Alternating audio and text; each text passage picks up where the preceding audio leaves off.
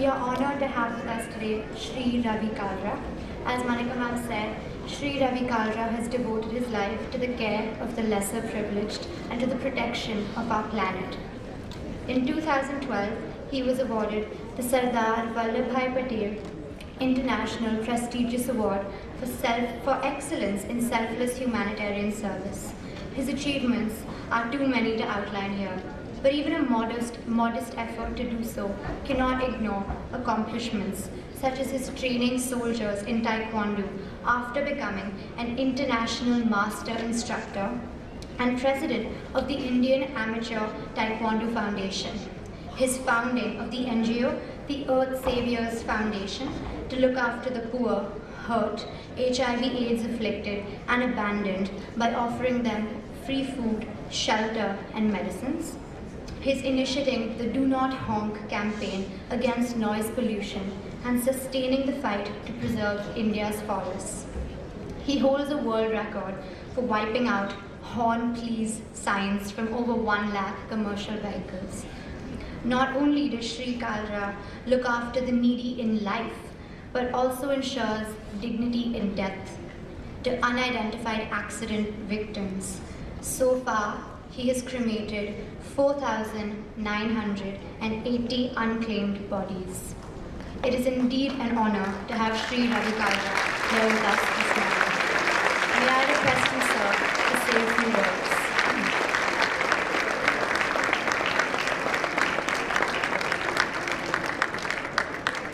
Good morning to all of you.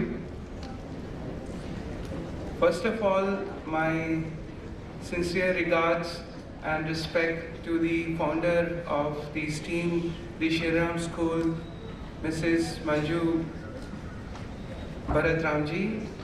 I'm sure she is watching all of us from the heaven, and she must be delighted and very happy to witness the great achievements the Shri Ram School is pursuing and have achieved.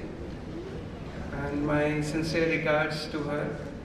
I further extend my respect to the very powerful, both charming ladies, the Board of Trustees, Mrs. Radhika Bharatramji and Mrs. Vasvi Bharatramji. And I extend my greetings to the Principal Saiba, the other principals from the different Shri Ram schools, those that come all the way to participate in the Founders Day. I further extend my regards and respect to the parents, to the teachers, to the staff, and dear loving students. Accept my heartiest congratulations for your 16th Founders Day.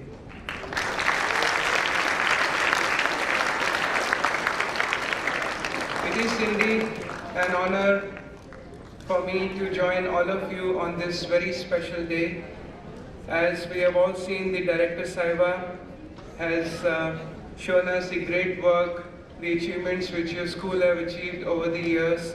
Since this Aravali campus was founded in year 2000, you have really done wonders and taken the schools into the great heights all over the world, not only in India, across the world. My congratulations once again to all of you, and especially to the proud parents, those have selected Shri Ram School to be part and to trust the foundation, to have great faith, because I believe the Shri Ram School is one of the very few schools which is making children very rough and tough in their life, which is actually needed in our lifetime. And further, I'd like to take you back when the Shri Ram School was founded in year 1988. Since then, the school has gone very long way. It has progressed, and there are many different campuses have been found, and we can see the lot of principals have come today. And I also know the secret why your school have selected today to invite me here, because they all wish me to inform you the great work, the secret which God is making me do, which I never thought. No one showed the path, no one taught. Actually, to serve the poor and needy the way the Barbie doll has a dress, you all heard. As I was grown up in Delhi, but God wanted something else to perform by me.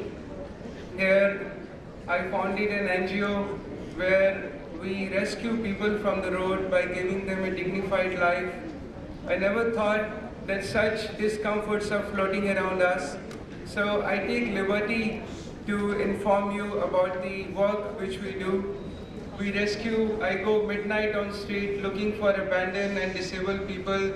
Those are roaming naked or can be found eating from the stinking garbage yard. It is actually very painful to see on one side of the lifetime we all are achieving the great comforts in education, academically and professional manner, but in other end we are neglecting our values, the karmas, the real life which we need, where God wanted us to achieve.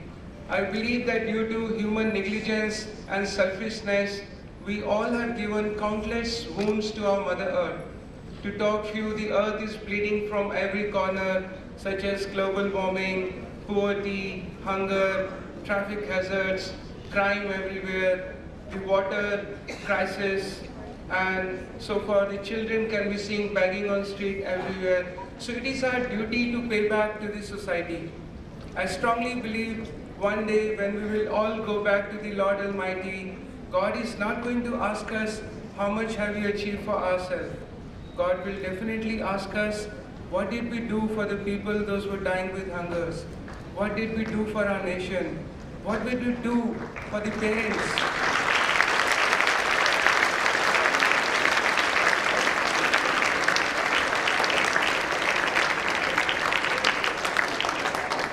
So for sure, today is actually the day where we need to speak the greatest height which school have achieved.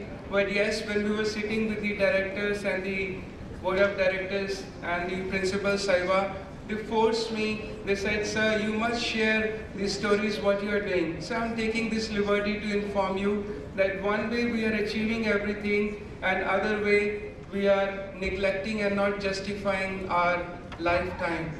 So we all need to pay back to the society. There are a couple of stories which I like to share. Initially, I started from a very poor family background. My father retired as a Delhi police inspector. We worked very hard in our life. There was a time when I did not have even 3 paisa to travel by bus. I remember that time. We were studying in government school and there were no bus amenities over there. I also remember when I would walk bare feet on the railway tracks in the heart-wrenching hot weather and wearing the torn clothes. But yes, I did very hard work. I tried to always respect my parents, have faith in Lord Almighty. But when I achieved my heights in my lifetime, I found that I've traveled to 47 different nations around the world. And during that my journey, traveling all over the world, I worked with the US forces in the war zone.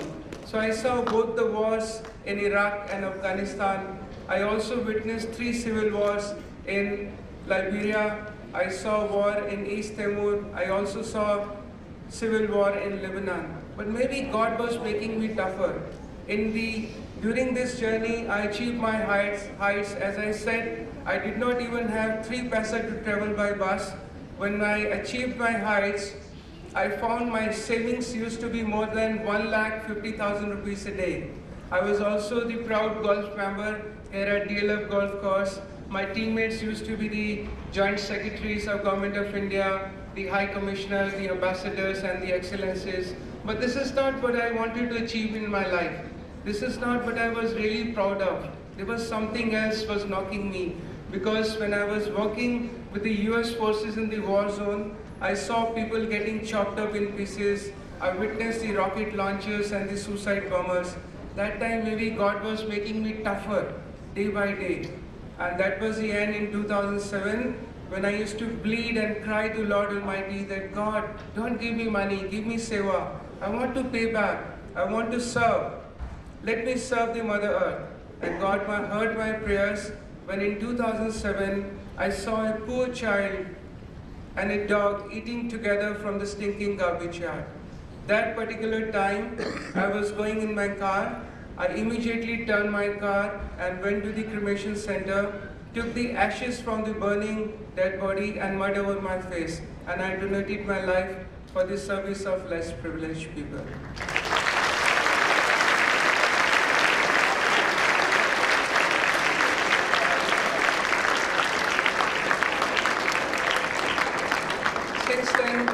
Since then, midnight I travel on the roads in routine and I rescue people. But initially my seva used to be for poor people. But you will be very stunned, very shocked to witness, because this is what I wanted to steal from you, your time and kind attention, that when I rescue people from road, they are not only for poor society, there are more from the educated world, from the very powerful community. You'll be shocked to know one night, when I was roaming on road looking for such people, I found a sir. He had big nails, big hair. He was stinking badly. When I rescued him, I found he is a retired judge. And after retirement, his children took all his money and they kicked him out on the street. Mentally, he was perfectly fine. I brought him to my Gurukul. We call it a Gurukul, where around 350 such abandoned and disabled people live permanently with dignity. When I brought him there to our Gurukul, I further discovered this sir has studied from London School of Economics. Mentally, he was perfectly fine, and for 5 years he lived there in our Gurukul. He recently died. I cremated him with prayers and dignity. I further took his ashes to Haridwar, where I keep going in routine. My routine is for the last 10 years, every month, bare feet, keeping ashes of unclaimed and unidentified people. I go to Haridwar so that their soul get dignity and peace in heaven.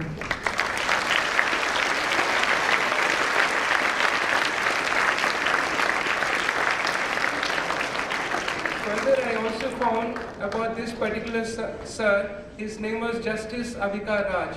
He did not serve in the lower court or the session court or the high court of our country. He served, you will be shocked to know, this sir had served as International Court of Justice in Geneva. And he was the only son of our first Home Minister of country, the then Mr. I forgot his name, Dr. Krishna Menon. Dr. Krishna Menon's son, though I should not be disclosing, but I am telling you because this is the atmosphere we live in. So he was the son of Dr. Krishna Menon, Justice Abhikar Raj, who died in my arms. So they are not only poor people on the street. I want to wake you up so that you hold the torch of our country. We need to all rescue and respect such people, not only environment, not only poor people, not only the animals, but also we need to justify our life. I also rescued from street the IAS officer, one served as the 1971 batch officer. He still lives in our Gurukul. There are many billionaires, there are many graduates, there are many intellectuals, the professors, the IAS officer, the government servant, and the richest to the poorest community are living on street, and all of us often ignore them. Do you think are we justifying our life? No, we cannot do that. Because one day we will all go to Lord Almighty, we all have to answer Him. So it's our duty to pay back to the society. So my also humble request that work for the environment, the real jobs. At this time our community is cursing. We all are going through the best of the best education, but what we are doing, we are all crying because jobs are actually nowhere. Even the Western world is also in the deep crunch. The jobs are not there. But the real jobs which takes you towards the moksha, towards the real karma, where you complete your life, where you have a very peaceful sleep at night, where your enemies goes away from you, that particular jobs are all empty at this particular time. So my humble request, if you accept the jobs which I am trying to disclose at this time, you will have rest of the time in your life. That jobs are the real karmas, the selfless service to heal up the wounds of Mother Earth, such as to work for global warming, I spoke, to work for poverty, crime, hunger, disabilities, save children from the road, work for the mother cow, go to save the environment such as forest. such as the trees.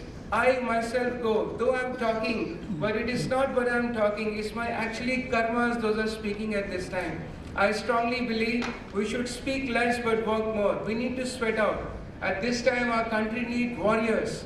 We need jihadis, those can save our nation. You believe it or not, our particular time of junction in our country, we are in a state of emergency at this time. The traffic has caught our life.